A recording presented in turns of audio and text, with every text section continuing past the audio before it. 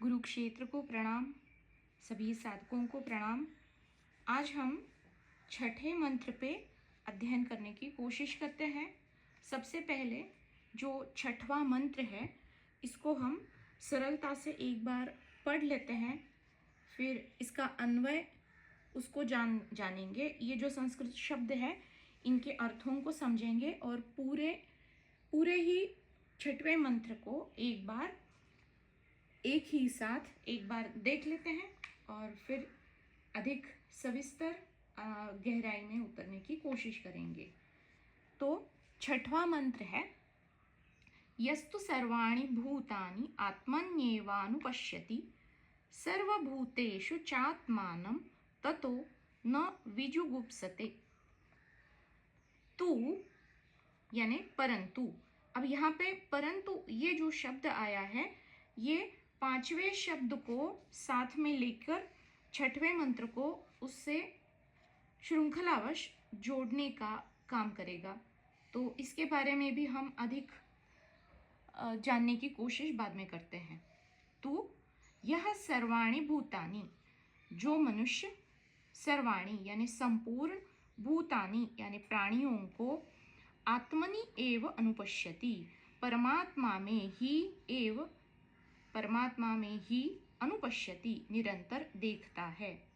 च सर्वभूतेषु और संपूर्ण प्राणियों में, आत्मानं ततः परमात्मा को देखता है, ततः उसके पश्चात वह कभी भी न विजुगुप्ससे, किसी से घृणा द्वेष मत्सर नहीं करता। अब इसको सरलता से अगर समझा जाए तो इसकी व्याख्या या अर्थ सरल रूप से इस प्रकार होगा, जो मनुष्य प्राणी मात्र को सर्वाधार परब्रह्म पुरुषोत्तम परमात्मा में देखता है और सर्वांतर्यामी परम प्रभु परमात्मा को प्राणी मात्रों में देखता है, वह किससे घृणा या द्वेष कर सकता है? वह तो सदा सर्वत्र अपने परम प्रभु के ही दर्शन करता हुआ मन ही मन सबको प्रणाम करता रहता है तथा सब सारे भूतों की सब प्रकार से सेवा करना और उन्हें सुख पहुंचाना चाहता है। अब इसको हम अधिक गहराई में अध्ययन करने की कोशिश करते हैं। ये तो हो गया छठवें मंत्र का परिप्रेक्ष्यता, संपूर्ण रूप से एक अर्थ को हमने यहाँ पे देख लिया है। अब इसका पदच्छेद एक बार और देखते हैं। यह तु सर्वाणि भूतानि आत्मनि एव अनुपश्यति। इस जो खंड है इसका मतलब है जो सारी भूत मात्राओं को आत्मा में देखता है, जितने भी प्राणी हैं, जितने भी जीव है, जितने भी सजीव है, जितने भी निर्जीव है, उन सारे भूत मात्राओं को जो आत्मा में या तत्व में या परमात्मा में देखता है और सर्वभूतेषु च आत्मानं अनुपश्यति, और उन सारी भूत मात्राओं में, अब क्या है, उल्टी दिशा से, अब सारी भूत मात्राओं में इस आत्म चैतन्य को जो देखता है, यानी अब जैसे एक कोई सागर है तो उस सागर में जितने प्राणी हैं उस प्रकार आत्मा रूपी सागर में जो सारे प्राणी मात्राओं को देखता है और इन्हीं सारी प्राणी मात्राओं में, इन सारी भूत मात्राओं में वो आत्म चैतन्य को देखता है, यानी पूरे सागर को इन सारे महाभूतों में जो देखता है, वह पुरुष ततः न विजुगुप्सते, वह किसी का भी तिरस्कार द्वेष या घृणा कभी नहीं कर सकता। अब यहाँ पे यह तू यानी परंतु, किंतु, ये क्यों आया है? यहाँ तू इस शब्द से सारे भूत मात्र जो दिखाई दे रहे हैं, यानी सारे जीव जो दिखाई दे रहे हैं उनमें मिथ्यात्व बुद्धि करने हेतु जो दिखाई दे रहा है उनमें प्रतीति मात्र समझना और जो तत्व है उसको देखना, यानी जो दृश्य दिखाई दे रहे हैं, यानी जो भूत मात्र हमें दिखाई दे रहे हैं उनमें असारपना देखना। असारपना जो सारे दृश्य है, यानी जो सारा संसार है, जितने भी भूत मात्राएं हैं, जितने भी प्राणी हैं, जितनी भी वस्तुएं हैं, जितने भी पदार्थ हैं, उनमें दृश्य या सत्यता ना देखते हुए केवल असारपना देखना, मिथ्यात्व देखना, ये सब कुछ केवल एक शब्द से प्रतीत हो रहा है। परंतु ये शब्द सबसे पहले यहाँ पे क्यों आया है? क्योंकि 5वें ही मंत्र में श्रुति माता बता रही है, तद अंतरस्य सर्वस्य तदु सर्वस्य बाह्यतः। तो कोई जो आकार है उस आकार के अंदर भी वही है, बाहर भी वही है। तद अंतरस्य सर्वस्य अंतः तत् सर्वस्य बाह्यतः। अंदर भी वही, बाहर भी वही, दूर भी वही, पास भी वही। लेकिन जो आकार दिखाई दे रहा है, अब यहाँ पे परंतु ये शब्द से हमें ये पता चल रहा है कि जो आकार, जो भूत मात्र, जो प्राणी दिखाई दे रहे हैं उनमें मिथ्यात्व बुद्धि करो, उनमें असारता देखो। इनमें असत देखने से जो इनकी नश्वरता है ये दृष्टि में ठोस रूप से बैठ जाएगी। इनमें दृष्टि नश्वरता की दृष्टि से देखेगी। इनमें असत या नश्वरता की दृष्टि से देखकर श्रुति आगे क्या बता रही है? जो तत्व है क्या वो कभी दिखेगा? तो ये जो ना दिखने वाला जो अदृश्य तत्व है या फिर जो अव्यक्त है, जो तत्व अव्यक्त है, अदृश्य है, तो उसे देखने हेतु जो दृश्य है उसमें सत्यता ना देखते हुए केवल तत्व को ही देखने हेतु श्रुति ने यहाँ पे तू इस शब्द का प्रयोग किया है, जिस पहले ही शब्द से इस श्लोक की, इस मंत्र की शुरुआत यहाँ पे हो रही है। तो जो हमने पिछले मंत्र में देखा कि अंदर और बाहर, पास और दूर, लेकिन ये सारे भेद किस कारण दिखाई दे रहे हैं? किसी आकार के कारण या फिर किसी दृश्य के कारण। तो ये शब्द हमें इस आकार को, इस रूप रंग में मिथ्यात्व बुद्धि या असतपना, उस दृश्य का, उस आकार रंग रूप का असतपना या नश्वरता देखने के लिए हमें एक दृष्टि प्रदान कर रहा है।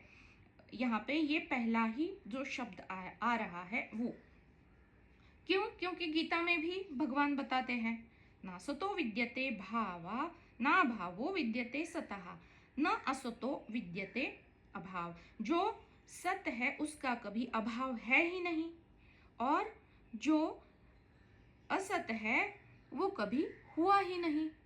यानी जो सत है केवल उसकी ही सत्ता है और जो असत है उसका मात्र अभाव है। तो तत्व की ही केवल सत्ता है, तत्व का ही अस्तित्व है, और जो असत, जो दिखाई पड़ रहा है, जो दृश्य, आकार, रंग, रूप, वो मात्र नश्वर है। वो केवल कुछ क्षण की उसकी भ्रामकता से, दृष्टि की वजह से हमें जो दृश्य दिखाई दे रहा है उसको वो सत्य मानने की जो बुद्धि हमें कोशिश करती है बतलाने की, उसकी वजह से ये असत में हमें सत्यता भासित हो रही है, लेकिन असत की कोई सत्ता नहीं है वास्तव रूप में। और तत्वदर्शी यानी जो ज्ञानी हैं, तो ये ज्ञानी तत्व की दृष्टि से ही सारे दृश्यों को देखते हैं, जानते हैं और समझते भी हैं। इसलिए तत्वदर्शी जो दृश्य दिखता है उस दृश्य के पीछे जो तत्व छुपा हुआ है, जो दिखता नहीं है, जो अव्यक्त है, उसी तत्व को वो देखते हैं। और यहाँ पे श्रुति माता बता रही है कि इस तत्व रूपी संसार में ही सारे प्राणी मात्राओं को ये तत्वदर्शी देखता है। इस प्रकार से जो देखता है वही असल में ज्ञानी है, वही तत्वदर्शी है। यानी इसको समझना है तो हम कैसे समझेंगे? यहाँ, वहाँ, जहाँ, तहाँ, सारी जगह भूत, भविष्य, वर्तमान सारे कालों में, हर स्थान में, कण कण में, पास या दूर, सब जगह, ऊपर नीचे, अब सारी दिशाएं आ गई। 8 दिशा, 4 दिशा, 4 उपदिशा, ऊपर नीचे तो 10 हो गई। सब और हर जीव, हर सजीव, हर निर्जीव और सारे प्राणी मात्र और भूत गणों में जो तत्व है उसी को जो देखता है तो वह क्या देखता है, इसके बारे में ये मंत्र, ये श्रुति यहाँ पे इस मंत्र के माध्यम से हमें बतलाने की कोशिश कर रही है।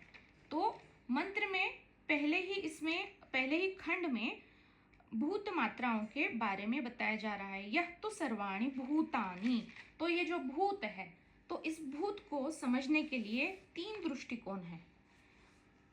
जब हम इसको भूत को काल के परिप्रेक्ष्य में समझते हैं तो तीनों काल है, जो बीत गया सो भूत काल, जो अभी चल रहा है सो वर्तमान, और जो भविष्य में होगा वो भविष्य काल। तो जो बीत गया है वो भूतकाल भी जीव की प्रगति के लिए आवश्यक था। जो बीता हुआ कल है, भूतकाल है। अब इसी भूत से 5 महाभूत जो बने हैं, जिससे पृथ्वी बनी है, पृथ्वी, आप, तेज, वायु और आकाश। आकाश से वायु बनी, वायु से अग्नि, अग्नि से पानी और पानी से पृथ्वी, और पृथ्वी में ये सारे 5 महाभूत मौजूद है। तो इन 5 महाभूतों को हम विचार से जान सकते हैं। अब ये जो यह तो सर्वाणि भूतानि, तो ये भूतानि जब शब्द हमारे सामने आ रहा है तो यहाँ पे सारे ही दृष्टिकोणों से हमें इस पर विचार करना होगा। तो अब तीसरा जो दृष्टिकोण है, तो सारे प्राणी, जीव, वस्तु, पदार्थ जिनकी हमें अनुभूति होती है वो सारे भूत। तो यहाँ पे आगे जो अनुभूति में आ रहे हैं वो वस्तुएं, वो पदार्थ, फिर 5 महाभूत जिससे ये सारी वस्तुएं, पदार्थ, जीव, प्राणी मात्र बने हैं वो 5 महाभूत, जो एक प्रकृति के जो तत्व है वो 5 महाभूत, और ये सब जो हो रहा है, जिस काल में हो रहा है उस काल के परिप्रेक्ष्य से ये भूत जो बीत गया है, जो इस जीव की प्रगति के लिए आवश्यक था वो भूत। तो अब आते हैं भूत मात्र, जो हमें अनुभूति में आते हैं, जो दिखाई देते हैं। जो दिखाई देने वाला जो दृश्य, फिर वो कोई वस्तु हो, पदार्थ हो, जीव हो, कोई भूत मात्र हो, उनमें कोई ना कोई आकार, कोई ना कोई रंग, रूप ना देखते हुए, जहाँ जो हमें नानाविध आकार, नाना रूप, नाना रंग जो दिखाई देते हैं, वो ना देखते हुए जो उनमें छिपे हुए उनका जो आधार यानी उनका जो तत्व है, उस तत्व को जो देखता है उसके लिए कोई भेद शेष नहीं बचता। तो अभेद तक पहुंचने के लिए ये दृष्टि बहुत ही महत्वपूर्ण है। इसीलिए पिछले सत्र में सबसे अंतिम भाग में हमने तीनों भेद देखे थे कि भाई अगर भेद को ही बुद्धि जान सकती है तो ये भेद कौन कौन से हैं, इन भेदों को जानना चाहिए। बस एक बार इसको बता देती हूँ कि ये भेद कौन कौन से हैं जो पिछली बार हमने देखे हुए हैं। एक है सजातीय भेद, यानी सारे मनुष्य एक जाति में आएंगे, सारे प्राणी एक में आएंगे, सारे वृक्ष एक जाति में आएंगे। अब यहाँ पे जातियाँ बदल गई, जब वृक्ष की जाति है और मनुष्य की जाति है तो जाति बदल गई। इस प्रकार से सजातीय भेद है। या फिर अगर मनुष्य में देखें तो काले मनुष्य और गोरे मनुष्य, काले मनुष्य एक जाति के हो गए, गोरे मनुष्य एक जाति के हो गए, फिर से एक जातीय भेद हो गया। अब विजातीय भेद कौन से है? मनुष्य प्राणी और इतर प्राणियों में विजाति है, विजातीय भेद हो गया। और ये सजातीय भेद हो गया कि मतलब मनुष्य में कोई लंबे है, कोई नाटे है, तो ये सजातीय है तो मनुष्य ही, लेकिन उनमें क्या क्या भेद है एक ही जाति में। और विजाति यानी 2 अलग अलग जातियां हो गई, मनुष्य प्राणी और इतर जो है वो प्राणी, या फिर वृक्ष है और पत्थर है, ये विजातीय भेद हो गया। और तीसरा जो भेद है वो है स्वगत भेद, यानी एक ही है तो उस एक में क्या क्या भेद है। जैसे एक ही शरीर है, लेकिन इस शरीर में कौन कौन से भेद है, 2 हाथ, 2 पाँव, 2 आँखें। तो ये जो अलग अलग अवयव हमें दिखाई पड़ते हैं, अनुभूति में आते हैं, ये स्वगत भेद हो गए। अब पेड़ के बारे में इसको समझेंगे तो पेड़ तो एक ही है, लेकिन उसकी शाखाएं बहुत सारी है, पत्ते, फूल, फल आदि बहुत सारे हैं, तो ये पेड़ के स्वगत भेद हो गए। तो ये जो दृष्टि हमें सांसारिकता के भेद जो दिखलाती है, इन भेदों को हम जब जानेंगे कि ये कौन कौन से भेद है और किस प्रकार से ये दृष्टि हमें दिखा रही है, तो जब हम इसको जानेंगे तो इस भेद को पार करके भेद के ऊपर जो अद्वैत की पृष्ठभूमि में सब कुछ घटित हो रहा है, दिखाई दे रहा है, उस अद्वैत को हम जान सकते हैं। जैसे उदाहरण के तौर पर सोना एक ही है, लेकिन उससे कितने सारे अलंकार बनते हैं। जैसे हम गले में कोई डालते हैं, कोई हाथ में अंगूठी, या फिर पैर में बिछुआ आदि ये बन जाते हैं। तो अलंकार बहुत सारे हैं, लेकिन उनमें जो छिपा तत्व है वो मात्र सोना है। या फिर घड़ा, मिट्टी का कोई अलग बर्तन, सुराही, तो आकार बहुत सारे हैं, लेकिन बने किससे है, मिट्टी से, तो तत्व एक ही है। या फिर लकड़ी से कोई फर्नीचर बनाएगा, तो कोई खिलौने बनाएगा, लेकिन है अलग अलग रंग रूप आकार, लेकिन तत्व तो लकड़ी है जो एक ही है, जो सब में छिपी हुई है।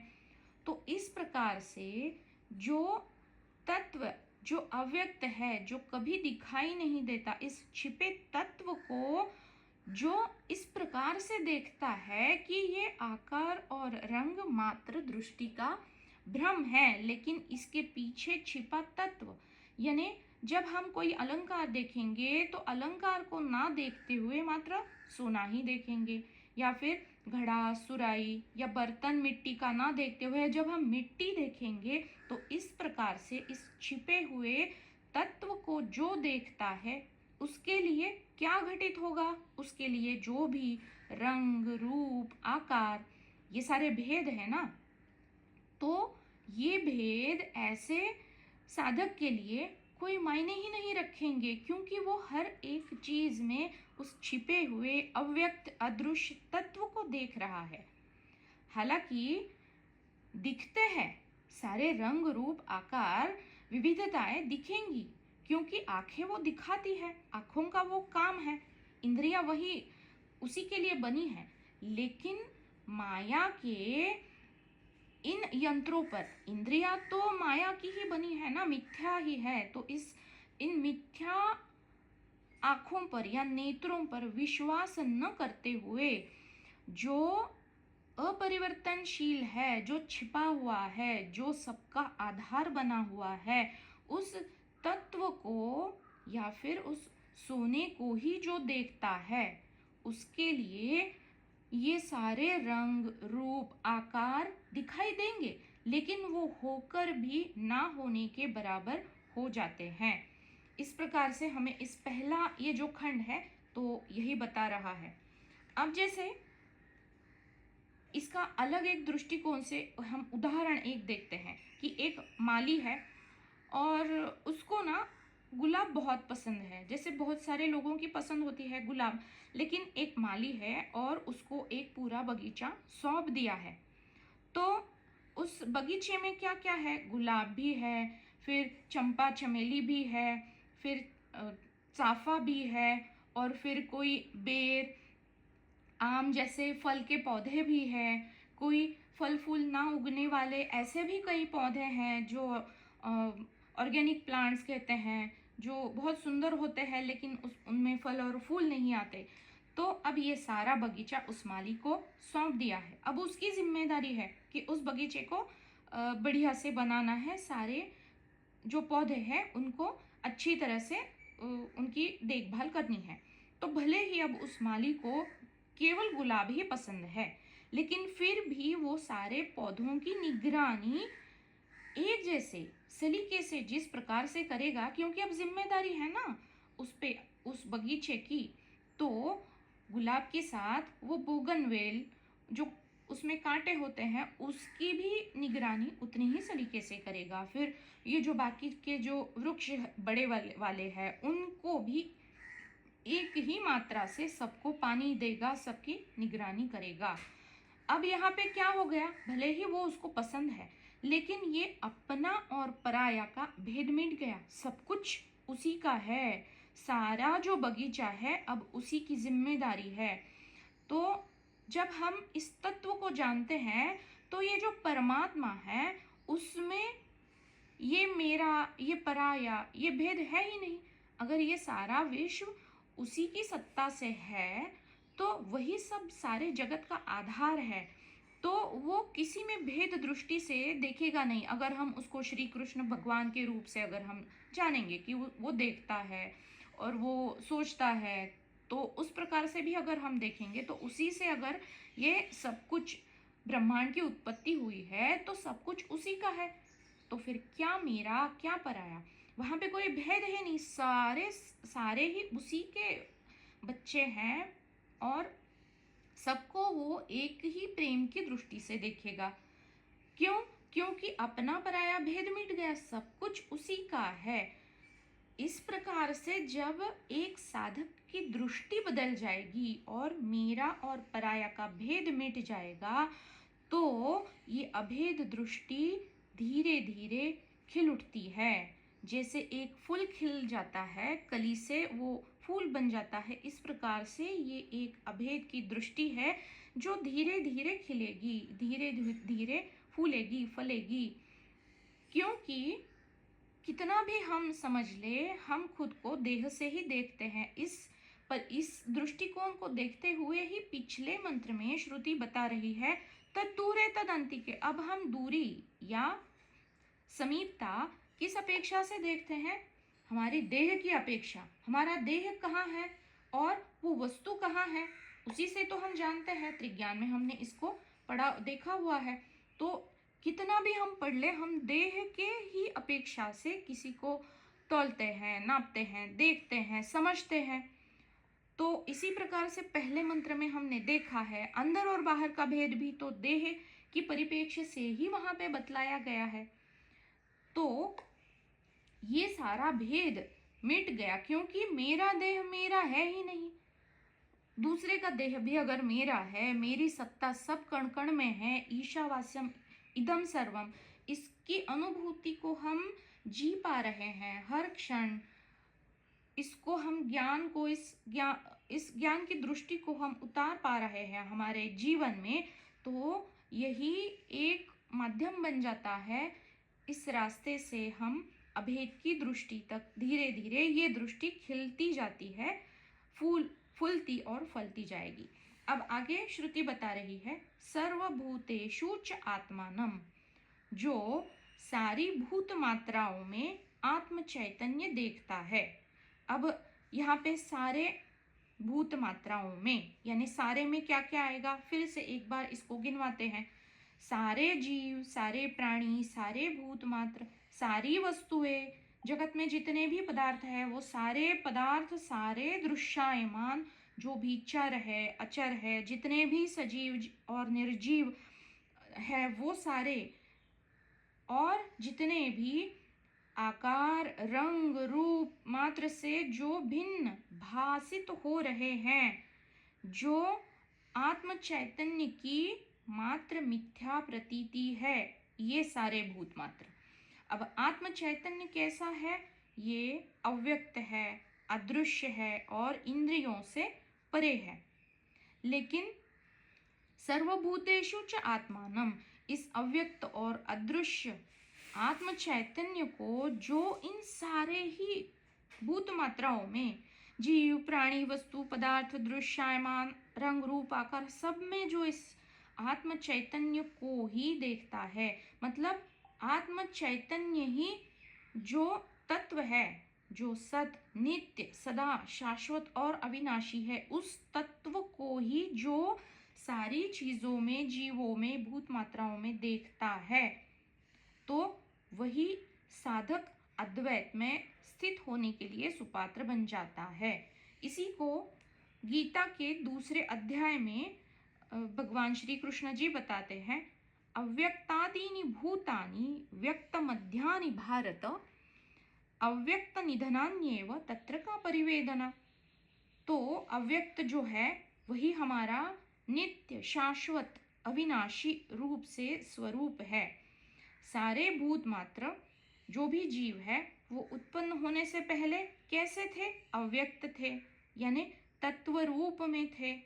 और जब हम निधन, अव्यक्त निधनान्येव, जब उस जीव का निधन या मृत्यु या विनाश हो जाएगा, वस्तु का विनाश होगा, जीव का निधन होगा, तो उसके उपरांत भी वह कैसे रहेगा? अव्यक्त रूप में या तत्व में समाहित होगा। तो यह जो बीच में व्यक्त मध्यानि भारत, यह जो दिखाई दे रहा है, जो बीच में दिखाई देने का आभास है, यह क्षण भर का एक आभास है।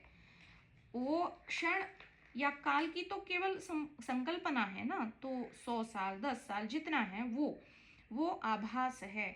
जो बीच की यानी मध्य स्थिति है, उत्पत्ति स्थिति और लय की जो बीच की स्थिति अवस्था है, इसको जो दिख रहा है, जो बीच में दिखाई दे रहा है, तो जो दिख रहा है उसे छोड़कर जो उसका आधार है, जो छिपा हुआ है, जिसके कारण वो दिखाई दे रहा है, जो कुछ भी है, तो वो तत्व जो है, जो अव्यक्त है, जो मेरा ही स्वरूप है, जो सदा शाश्वत नित्य है, उसको, उस तत्व को देखने में भला क्या तकलीफ है? अगर कोई साधक है तो अगर मेरे हाथ में पेन है या फिर एक बुक है, तो उसके पीछे तत्व है, उस तत्व को देखने में कोई तकलीफ नहीं है।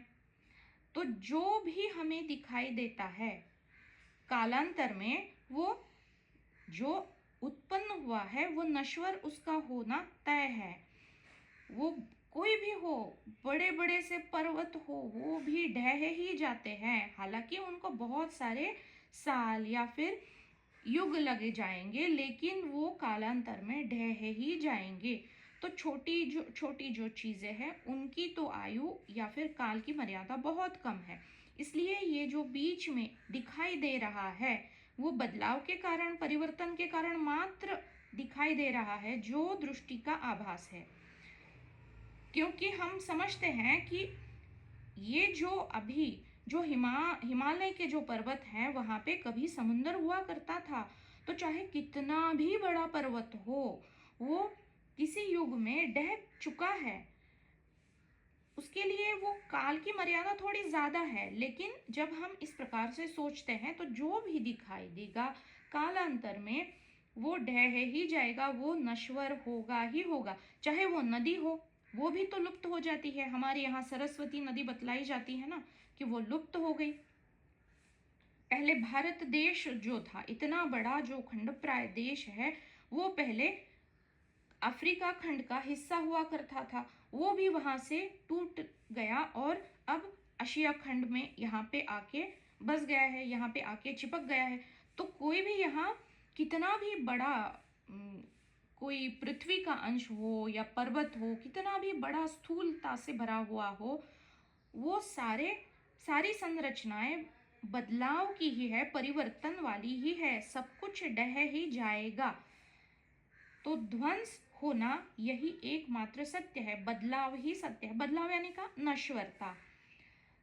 ये इतनी बड़ी संरचनाएं अगर ध्वंस हो जाती है तो छोटे छोटे जीव प्राणी मात्राओं के जो देह है उनकी तो क्या ही बात करें। देह भी गिर जाते हैं, लेकिन जो देह में निवास करने वाला जो देही है, जो तत्व है, वो नित्य अवध्य रहता है, जिसको हमने इस श्लोक में देखा कि अव्यक्तादीनि भूतानि व्यक्त मध्यानि भारत अव्यक्त निधनान्येव तत्र का परिवेदना। ये श्लोक में इसी मंत्र को एक अलग तरीके से बताने की कोशिश हो रही है। क्या बताया जा रहा है मंत्र में? जो सारी भूत मात्राओं में आत्मा को यानी तत्व को ही देखता है और जो तत्व में या अस्तित्व में परमात्मा में ही जो सारी भूत मात्राओं को देखता है। तो ये जो आकार है, ये जो रंग रूप है, ये होकर भी ना होने के बराबर होए कि नहीं? तो कितनी आसानी से ये मंत्र में बताया जा रहा है। जो देही है, जो तत्व है, जो देह में स्थित है, वो नित्य है। देही नित्यम अवध्योयम, श्लोक में यही बताया जा रहा है। देहे सर्वस्य भारत, तस्मात् सर्वाणि भूतानि, और इसी प्रकार से सारी भूतों मात्राओं को देखो। यह जो देही है या आत्मा है या ब्रह्म है या ईशन तत्व है, केवल एक है देह में, केवल एक देह में नहीं है, वो सारे ही भूत मात्राओं के देह में वही तत्व है, बल्कि सारे जीवों में, चर अचर निर्जीव सजीव सब में। अब वो कोई बड़ा वाला विशाल पर्वत है तो वो उसका देह हो गया, पर्वत का देह हो गया। कोई सजीव है तो उसका तो जीव का जो शरीर है वो दिख रहा है, वो उसकी देह हो गई। तो इस प्रकार से सारी भूत मात्राओं के जो देह है उनमें निवास करने वाला ये देही यानी ये तत्व है जो देही नित्यम अवध्योयम, इस अवध्य यानी जिसका कभी वध नहीं, जिसका कभी नाश नहीं किया जा सकता। और ये तत्व कहाँ कहाँ है? देहे सर्वस्य भारत, वो सारी देहों में उपलब्ध है, मौजूद है। इसी को तो पहले मंत्र में हमने देखा ना, ईशावास्यम इदम सर्वम यत्किंच जगत्याम जगत। जिस भी परिप्रेक्ष्य से देखे सारे ही ग्रंथ में वही बताया जा रहा है। क्या? सारे रूप और रंग में मात्र नश्वरता है, लेकिन जो रंग रूप आकार दिखाई दे रहा है वो आंखों को आकर्षित करता है यानी मोहित करता है। यानी भगवान बता रहे हैं कि मोहित करने वाली सारी चीजों में या फिर जिनमें ममता माया उभर रही हो, उन सारे जीवों में या फिर वस्तुओं में और भौतिकता में सत्यता ना देखकर असारपना, नश्वरता, इसको देखना है। वो एक न एक दिन ढह जाना है, लेकिन उसमें जो छिपा हुआ तत्व है, किनमें? जो मेरे आजू बाजू में जितनी भी वस्तुएं हैं, जो मेरे सगे संबंधी है, जो घर बार सब कुछ है, उसमें तत्व को देखना है। तत्व नश्वर नहीं है, सारी चीजें नश्वर है। तो इन सारी चीजों में असारपना, नश्वरता, इनको देखते हुए, इनको देख कर जो तत्व है उसका जो अविनाशीपना है उसको देखते हुए, और इन सारी दृश्यों की जगह या फिर दृश्य, जीव मात्र, भूत मात्र, सारे स्थान काल सब उन्हीं की जगह मात्र किसको देखना है? ईशन तत्व को देखना है। अब ये कैसे संभव होगा? मतलब मुझे, मेरी एक पड़ोसन आ गई और कोई एक चीज मुझसे मांग ली, तो मैं ईशन तत्व को उसमें कैसे देखूंगी?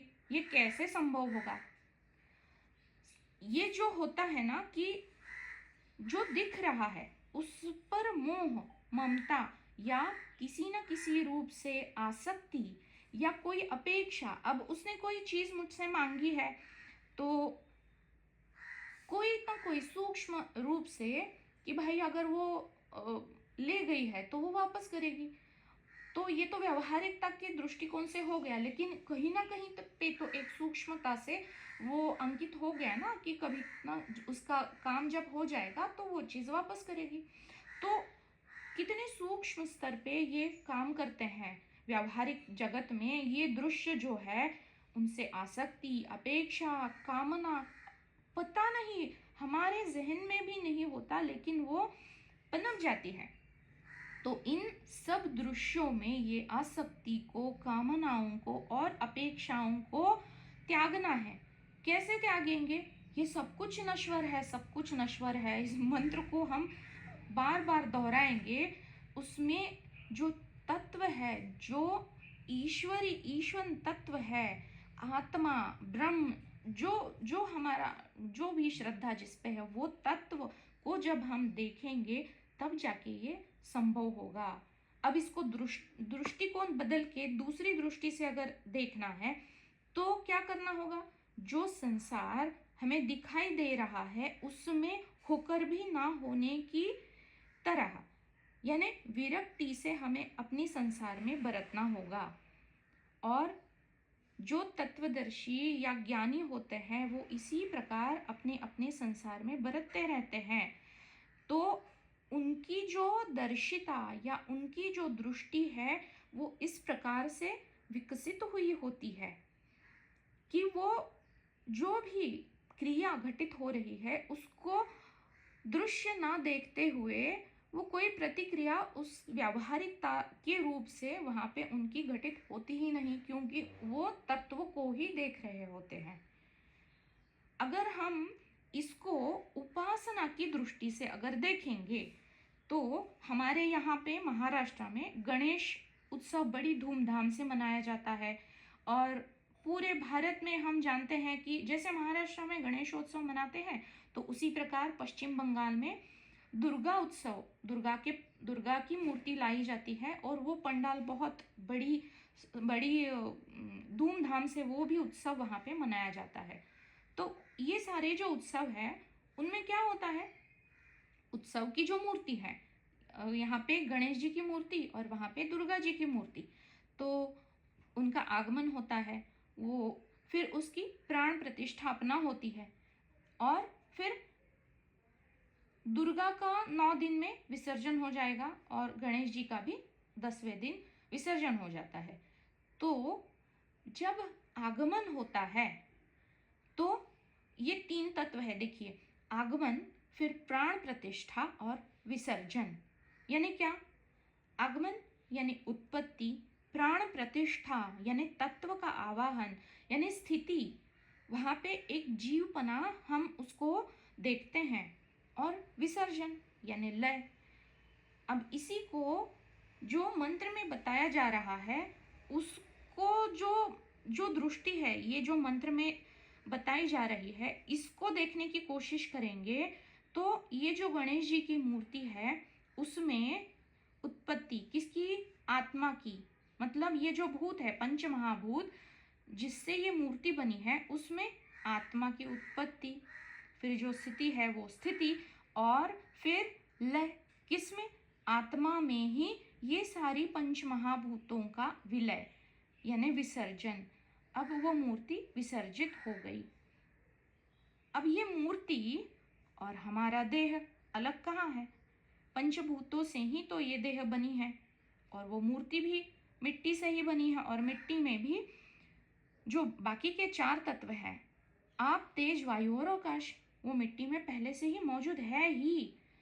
यहाँ श्रुति भेद में अभेद को देखने की दृष्टि हमारे सामने जनाने की कोशिश कर रही है। हम इसको देखने की कोशिश करते हैं, इसको समझने की कोशिश करते हैं। अगर इस मंत्र को एक बार फिर से पढ़ना है तो इसको फिर से पढ़ देती हूँ, क्योंकि वो शब्द हमारे सामने अगर बार बार दोहराए जाएं तो इनको समझना आसान हो जाएगा। यह तु सर्वाणि भूतानि आत्मनि एव अनुपश्यति, यानी जो सारी भूत मात्राओं में आत्मा को यानी तत्व को देखता है, और सर्वभूतेषु च आत्मानम अनुपश्यति, उन सारी भूत मात्राओं में आत्म चैतन्य को देखता है। यानी क्या?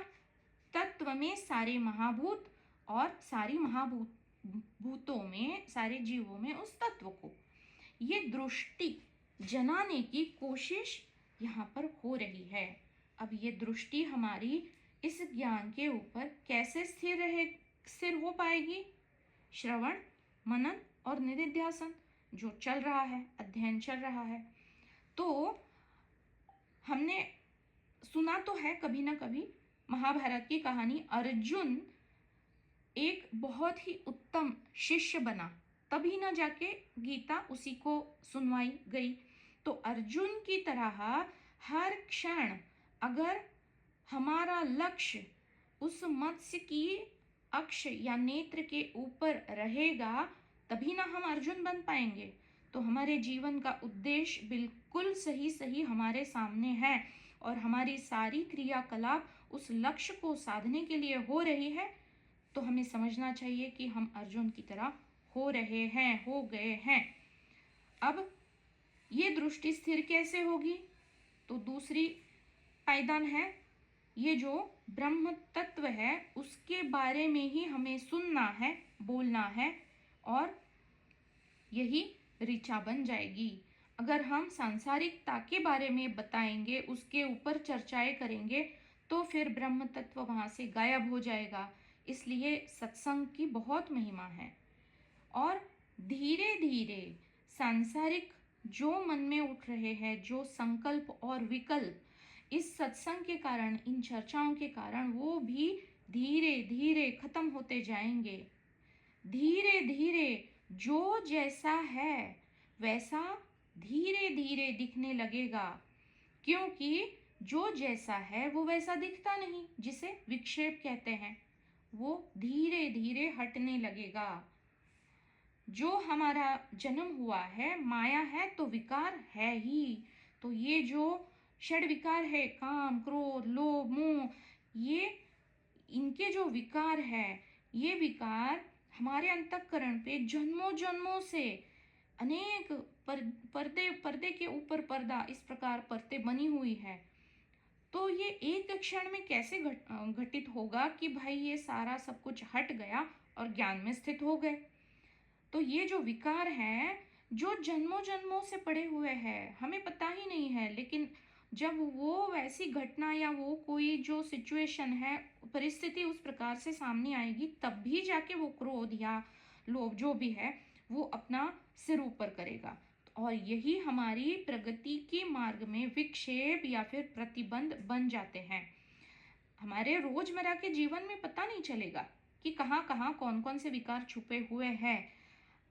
इन सांसारिक अलग अलग परिस्थितियों में ये विकार कहाँ पे छिपे हैं, किस क्षण ऊपर अपना मुख उठा रहे हैं, इन विकारों को अगर हम संतुलन में ला पाए तो धीरे धीरे प्रगति घटित होगी। क्योंकि विकार तो जीव में है और ये विकार हटते ही जीव ब्रह्म ही है, उसको होना कुछ नहीं है, जो है पहले से। तो ज्ञान दृष्टि में स्थिर होने के लिए ये विकारों को संतुलित करना होगा और उसके लिए विवेक और वैराग्य हमें सहायक बनाएंगे, उसके लिए सहायता होगी। तो यहाँ पे क्या हो रहा है, हम देखते हैं कि जो कार्यक्रम में साधक के गुण बताए जा रहे हैं, उनकी कितना महत्व है, वही वही तो सारा बताया गया है। और ये सारे बहुत आवश्यक है। क्यों? ज्ञान की जो दृष्टि, जो अभेद की दृष्टि में है, उसमें स्थित होने के लिए, उसके लिए बहुत आवश्यक सबसे बड़ी बात क्या है? जो हमारी वासनाएं हैं, जो हमारी ईषणाएं हैं, पुत्रेषणा, वित्तेषणा, लोकेषणा, ये 3 बड़ी ईषणाएं बताई जाती है। तो इन सारी ईषणाओं को त्याग करना होगा, त्यक्तेन भुंजिता। इसलिए त्याग पूर्वक, हमारा यहाँ कुछ है ही नहीं, बस हम चंद मिनटों के, चंद घंटों के, कुछ क्षण के मेहमान मात्र है। सब कुछ ईशन तत्व का ही है, उसी का है। इस प्रकार से इस हमारा जो लगता है उन सारी वासनाओं का जब त्याग धीरे धीरे, मैंपना धीरे धीरे जब घटित होगा, तभी ये अभेद ताम या अद्वैत में दृष्टि हमारे स्थित होना संभव हो पाएगा। और इसी के लिए ये मंत्र में बताया जा रहा है, 2 प्रकार से यहाँ पे बताया जा रहा है। जैसा अभी मैंने पढ़ा कि सारी भूतों में आत्मा को देखो, अब एक इस प्रकार से, और दूसरी प्रकार से श्रुति बता रही है कि आत्मा में सारे महाभूतों को, प्राणियों को देखो। अब ये जो पहला वाला जो दृष्टिकोण है, ये विश्लेषण है, सारी भूतों में आत्मा को देखना, यानी जो आत्मा एक है उससे अनेकता की तरफ जाया जाएगा। तो ये विश्लेषण हो गया। और आत्मा में सारी भूतें देखना, ये संश्लेषण हो गया, जो जोड़ना है। अब इसको विश्लेषण और संश्लेषण को अगर हम समझे तो विश्लेषण जो है वो ज्ञात से अज्ञात की ओर लेके जाएगा, और जो संश्लेषण है वो अज्ञात से ज्ञात की ओर लेके जाएगा हमें। सारी भूतों में आत्मा को देखना है, ये विश्लेषण है, और आत्मा में सारी भूतों को देखना ये संश्लेषण है। अब हम केवल विश्लेषण के बारे में देखते हैं और फिर संश्लेषण के बारे में देखते हैं। सारी भूतों में जब हम आत्मा को देखते हैं, जितने भी जीव, जितने भी सजीव निर्जीव वस्तुएं, पदार्थ जो हमें दिखाई दे रहे हैं, उन सारी भूतों में जब हम तत्व को देखते हैं तो हमने क्या किया? विचार, जो समस्या है उसको हिस्सों में बांटा कि भाई ये एक जीव है, ये दूसरा जीव है, और एक जीव को गहराई से समझने की ये जो प्रक्रिया है उसको विश्लेषण कहते हैं। इसलिए सारी भूतों में आत्मा यानी एक को अनेकता में समझा जा रहा है, यानी यहाँ पे विभाजन और अलग अलग जो जीव है उसका अध्ययन हो रहा है। इसका उद्देश्य क्या है? समस्या की जड़ तक जाना, यानी जो माया का कारण और प्रभाव है, प्रभाव दिखाई दे रहा है, उसकी जड़ क्या है? कारण है जो अव्यक्त है, उसकी तरफ जाना, उस तक पहुंचना, उसको जानना और उस समस्या को जानकर, पहचान कर उसका समाधान करना, ये उद्देश्य है विश्लेषण का। यानी सारी भूतों में आत्मा को देखने का ये एक उद्देश्य है। इसको अगर समझना है तो कार के जो पार्ट्स होते हैं उनको हम अलग अलग करते हैं। इंजन को कैसे समझेंगे? इस कार का इंजन ऐसा है, उस कार का वैसा है, तो उन पार्ट्स को अलग करना होगा और तभी इसका संशोधन या उसका अभ्यास करना संभव है। ये हो गया सारी भूतों में आत्मा को देखना, यानी विश्लेषण हो गया। अब उल्टा, अब आत्मा में जब हम सारी भूतों को देख रहे हैं तो क्या कर रहे हैं? जोड़ रहे हैं। अब अलग अलग हिस्सों या जीवों को या विचारों को जोड़कर नया नया कोई रूप, नया सुसंगत और संपूर्ण रूप यानी समाधान पाने की क्रिया यानी संश्लेषण है। फिर से अगर बताऊं, अगर आपको किसी को अगर ना समझ में आए तो फिर से पूछ लेना। अलग अलग हिस्सों को या जीवों को या विचारों को जोड़ा जा रहा है और नई सुसंगत संपूर्ण रूप से या फिर जो भी समस्या है उसका समाधान पाने की प्रक्रिया है संश्लेषण। यानी क्या?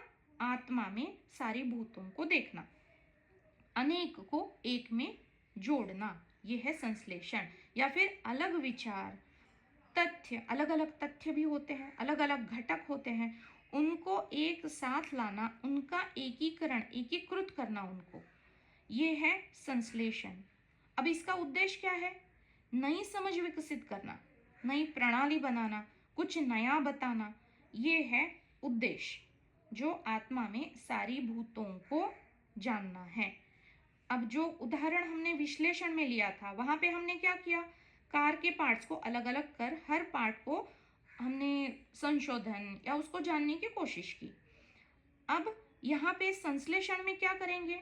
जो अलग अलग हिस्से, अलग अलग पार्ट्स खोला है ना उसको, तो उसको जोड़ेंगे और उसको चलाएंगे, ये है संश्लेषण जो इस मंत्र में बताया जा रहा है। क्या बताया जा रहा है? विश्लेषण कहता है सारी भूतों में आत्मा को देखो, और संश्लेषण कहता है आत्मा में सारी भूतों को देखो, या फिर जो एक है उसी का आविष्कार, जो अनेक भूत है वो अनेक भूतों को एक ही अस्तित्व में देखो। यहाँ पे जोड़ने की क्रिया हो रही है।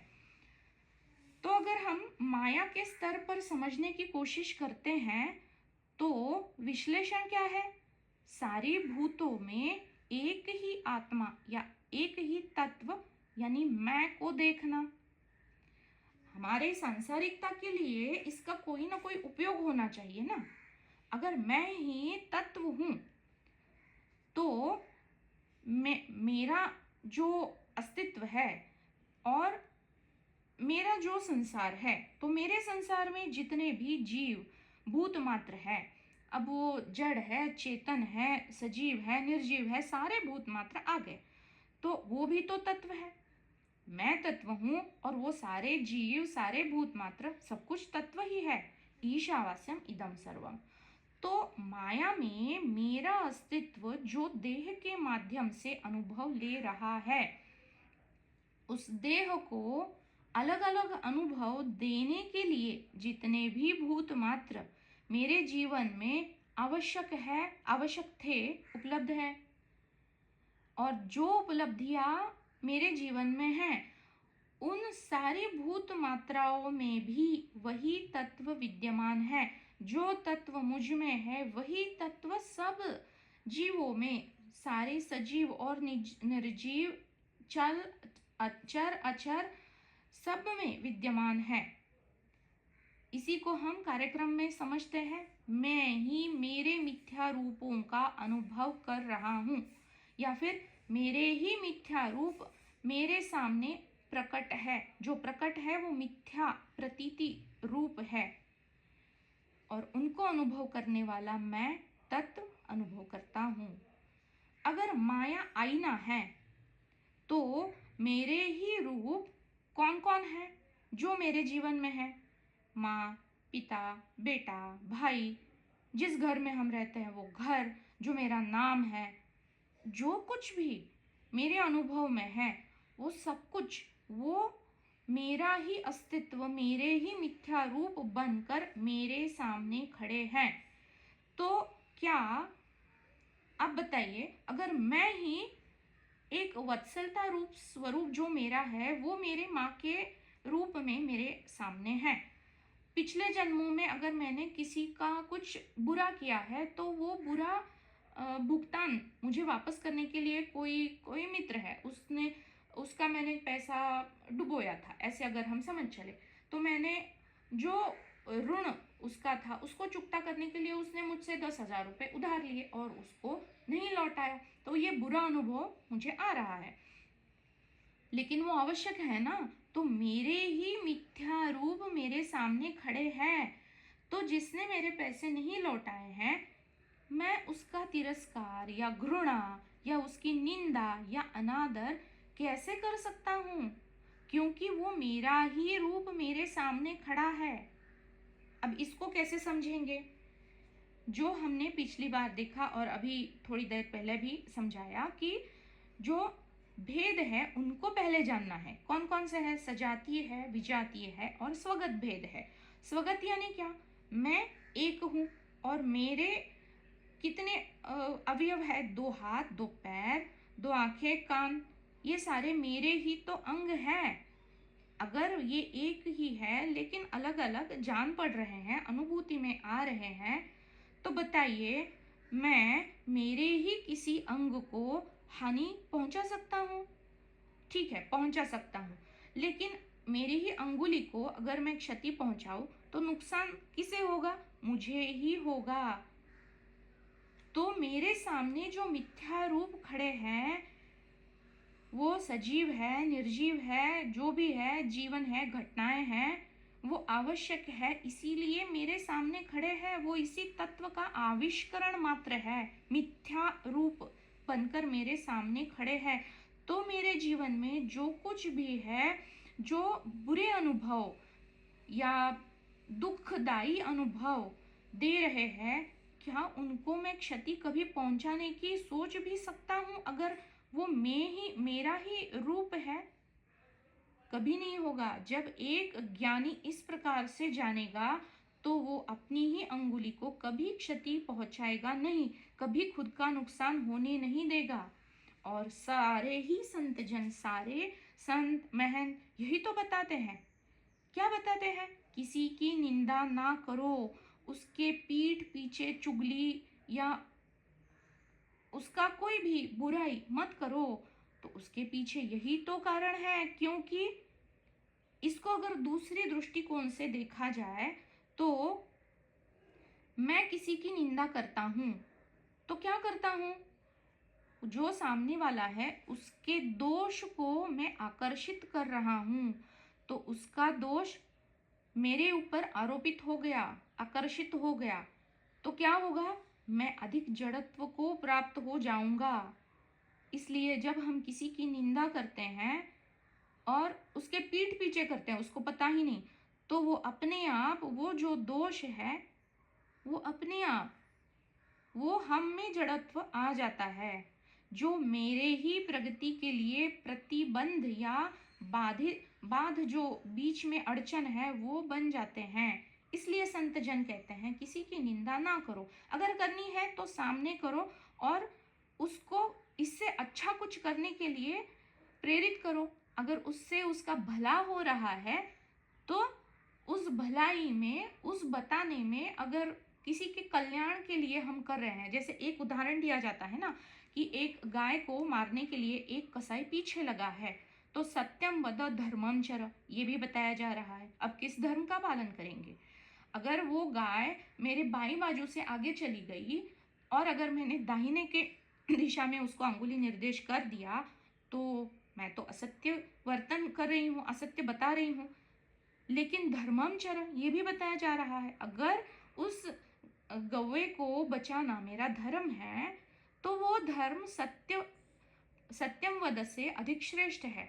उसका अगर जीवपना बचने वाला है, उसकी जान बचाई जा सकती है, तो वो करना चाहिए। तो जो अच्छा है, सामने वाले के लिए कल्याणदायक है, वो निंदा उसके सामने करने से अगर कोई फायदा है तो जरूर करना चाहिए। फिर वो निंदा की कोई जो गलत अवधारणाएं या फिर जो दोष है वो मुझ पे आरोपित नहीं होंगे, वो मेरे मिथ्या रूप को अधिक जड़त्व पैदा नहीं करेंगे। लेकिन हेतु क्या बता रहा है उसके पीछे, तो वो अधिक मात्रा से मायने करता है। अब ये जो जड़त्व को प्राप्त होने की जो बात हो रही है, तो ये उपाधि बन जाते हैं ना, जो मेरा मिथ्या रूप है उसमें 1 2 3 कितनी सारी उपाधियां आके चिपक जाती है उस जीव के ऊपर। तो जैसे इसको कैसे समझेंगे, तो इसको शास्त्रों में एक बहुत बढ़िया सा उदाहरण हर जगह इसको दिया जाता है। इसमें बहुत सारे हैं, लेकिन अगर हम एक ही को समझ ले तो उसको हर जगह उसको समझने में आसानी होगी। रस्सी के ऊपर सर्प, रस्सी क्या है, अधिष्ठान है, और रस्सी के ऊपर जो सर्प दिखाई दे रहा है वो अध्यास हो रहा है, सर्प का आभास हो रहा है। क्यों हो रहा है? दृष्टि में विक्षेप आ गया। तो सर्प क्या है? विक्षेप है, सर्प अध्यास है। लेकिन जब ये रस्सी वहां पे पड़ी होगी, यानी कि कोई ना कोई अधिष्ठान जब वहां पे होगा, तभी ये सर्प का आभास, अध्यास या सर्प का विक्षेप दिखाई देगा। अब इसको शास्त्र की भाषा में कहते हैं अन्यथा ग्रहण। है कुछ और हम कुछ अलग ही समझ रहे हैं। है तो रस्सी, लेकिन सर्प दिखाई दे रहा है और सर्प को समझ रहे हैं। या फिर विपरीत ग्रहण ऐसा भी कहते हैं। अब ये क्यों है? अज्ञान के कारण है, जो हमारे सारी संसारिकता में हमें दिखाई पड़ रहा है। अज्ञान के कारण ये मिथ्या रूप हमें दिखाई दे रहे हैं, उनमें कोई सत्यता है नहीं, लेकिन दिखाई दे रहे हैं। तो रस्सी पे सर्प, जिस प्रकार से हम समझते हैं कि रस्सी अधिष्ठान है और इस अधिष्ठान पे हमें विक्षेप हो रहा है या फिर अध्यास हो रहा है, किसका? सर्प का।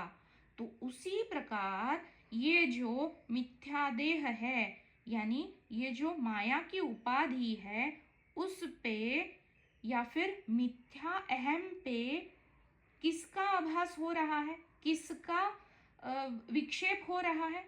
बहुत सारी उपाधियों का। ये कौन कौन सी उपाधियां हैं? हमारे नाते संबंधी, मेरी कामनाएं, मेरी वासनाएं, जो मुझ में संस्कार बन के पनप रहे हैं, वो सारे विकार, या मेरा संसार, या जो भी दिखना है, जो भी दृष्टि का भ्रम दिखाई पड़ रहा है, वो सारा का सारा उपाधियां है। ये अन्यथा ग्रहण है जो अज्ञान के कारण हो रहा है।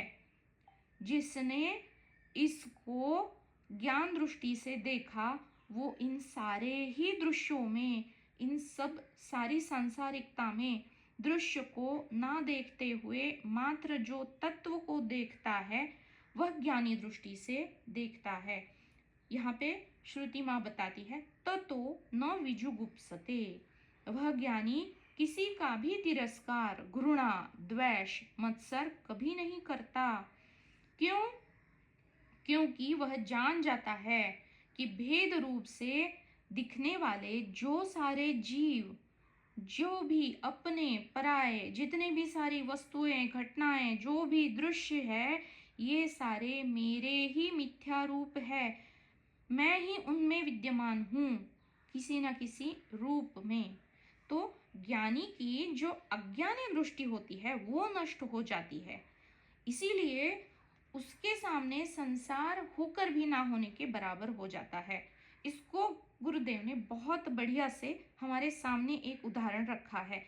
हम फिल्म देखने जाते हैं तो फिल्म में दिखने वाले सारे जो चित्र होते हैं, अब उनमें कोई पर्वत है तो वो निर्जीव है, पत्थर आदि, फिर सजीव है, कोई बोल रहे हैं एक दूसरे से, जीव है, तो सारे चलते चित्र है।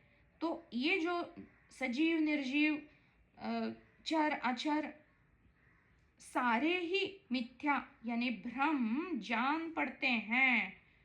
जैसे हमें पता होता है कि फिल्म में दिखने वाले सारे किरदार, घर बार, पत्थर आदि सब कुछ मिथ्या है, तो जो देखने वाला है वह जान जाता है कि सत्य क्या है, वो मात्र पर्दा है, बाकी सारे दिखने वाले जो चित्र है वो मिथ्या है। और इसी प्रकार एक ज्ञानी दृष्टि को एक ज्ञानी प्राप्त कर लेता है, और इस ज्ञानी दृष्टि को प्राप्त कर वह सब में खुद का ही एक मिथ्या प्रतिबिंब देखता है। अब भला वो खुद से कैसे नफरत करेगा? किसकी घृणा करेगा? जिसकी घृणा करेगा वो खुद की ही घृणा करेगा। किसका तिरस्कार करेगा? किसका द्वेष करेगा? निंदा, अपमान, अनादर क्या कोई खुद का कैसे कर सकता है? मैं ही मेरे सामने अपने अपने ही संस्कारों को देख रहा हूं। जो पिछले जन्म में मेरे अंदर था वही बाहर है, वो तत्व ही मेरे सामने खड़ा है, क्योंकि तत्व कभी दिखेगा नहीं। जो दृश्य है वो तत्व का ही आविष्करण है। जो मैं अंदर हूं वही मुझे बाहर दिखाई दे रहा है, वो आवश्यक है इसलिए मुझे दिखाई दे रहा है। अब हम किसकी तुलना किससे करेंगे? जब हम द्वेष करते हैं किसी का या फिर तिरस्कार करते हैं तो ये मुझे अच्छा लगता है, वो भाई मुझे अच्छा नहीं लगता, तो उसके लिए दो होने चाहिए ना।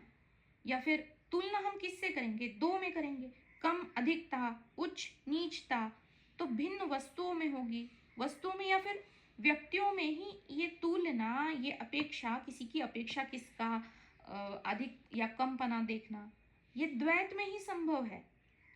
जिसकी दृष्टि इन सारे ही भेदों को लांघ गई, जो सारी भूत मात्राओं में सजीव निर्जीव चल अचल व्यक्ति वस्तु घटना परिस्थिति सारे महाभूतों में जो खुद के ही मिथ्या रूप को देख रहा है, उसके लिए क्या बच जाएगा? केवल प्रेम की भावना शेष रहेगी। कौन किसका द्वेष करेगा? कौन किसका मत्सर करेगा? कौन किसकी घृणा करेगा? क्या मैं खुद की घृणा, मैं अपनी ही अंगुली है मेरी, तो मेरी है अंगुली मुझे भाई नहीं चाहिए, द्वेष कर रही हूं, तिरस्कार कर रही हूं, तो क्या होगा? मेरा ही नुकसान है, मेरी ही प्रगति प्रतिबाधित हो रही है, अवगुंठित हो रही है। तो जो एक ज्ञानी इस प्रकार से देखेगा वो द्वेष या तुलना किसकी करेगा? जब मेरे सामने मैं ही खड़ा हूं, वो मिथ्या रूप मैं ही हूं। तो धीरे धीरे ये ज्ञान में अवस्थित होना अपने आप गुरु कृपा से संभव हो जाएगा कि दूसरा कोई होना तो चाहिए अपेक्षा, द्वेष, घृणा करने के लिए। तो जब एक ही बच जाता है तो मात्र एक प्रेम की ही भावना शेष रह जाती है। तो इस प्रकार से ये मंत्र है तो सिंपल सीधा सा, लेकिन देखते हैं और अधिक अगर इसके ऊपर अध्ययन हो पाया तो फिर से इसी के ऊपर थोड़ा अलग परिप्रेक्ष्य से देखते हैं।